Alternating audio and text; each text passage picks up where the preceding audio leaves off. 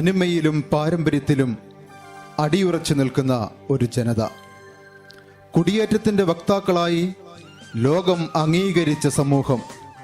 അതെ, അതാണ് നമ്മൾ ക്നാനായക്കാർ. അങ്ങനെ ഈ ജനത 1998-99 കാലഘട്ടത്തിൽ സൂര്യനസ്തമിക്കാത്ത ബ്രിട്ടീഷ് സാമ്രാജ്യത്തിലേക്കും കുടിയേറ്റത്തിൻ്റെ വിത്തുകൾ പാകി. ക്നാനായ സമുദായം എന്നും പരസ്പരം ചേർന്ന് നിൽക്കുവാൻ ആഗ്രഹിക്കുന്നു. ആ ആഗ്രഹത്തിൻ്റെ പൂർത്തീകരണമായിരുന്നു 2000 ആണ്ടിൽ ലണ്ടനിൽ വെച്ച് ഒരുപറ്റം സമുദായ സ്നേഹികളുടെ ശ്രമഫലമായി രൂപീകൃതമായ UKKCA എന്ന നമ്മുടെ സംഘടന.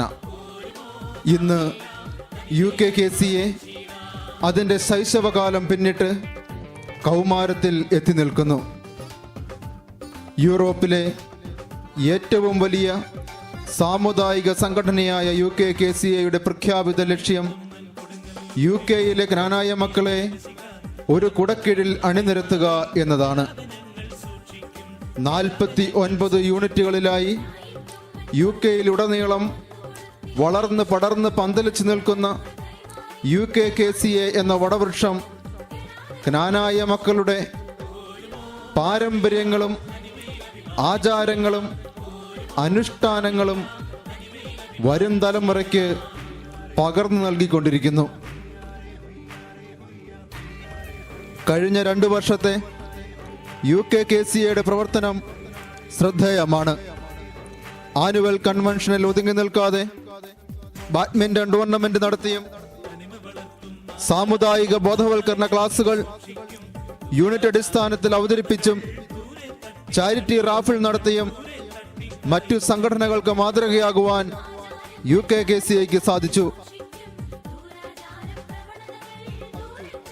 3ാമത് യൂറോപ്യൻ കൺവെൻഷന് നേതൃത്വം കൊടുക്കുവാനും അതൊരു വൻ വിജയമാക്കുവാനും സാധിച്ചു എന്നതിൽ UKKCAയ്ക്ക് അഭിമാനത്തിൻ്റെ നിമിഷങ്ങളാണ് സമ്മാനിച്ചിരിക്കുന്നത്. UKKCA എന്ന മഹത് പ്രസ്ഥാനത്തിൻ്റെ ക്ഷണം സ്വീകരിച്ച് യൂറോപ്പിൻ്റെ പല ഭാഗങ്ങളിൽ നിന്നും ഇവിടെ എത്തിച്ചേർന്ന എല്ലാ ക്നാനായ മക്കളെയും നന്ദിയോടെ സ്മരിക്കുന്നു.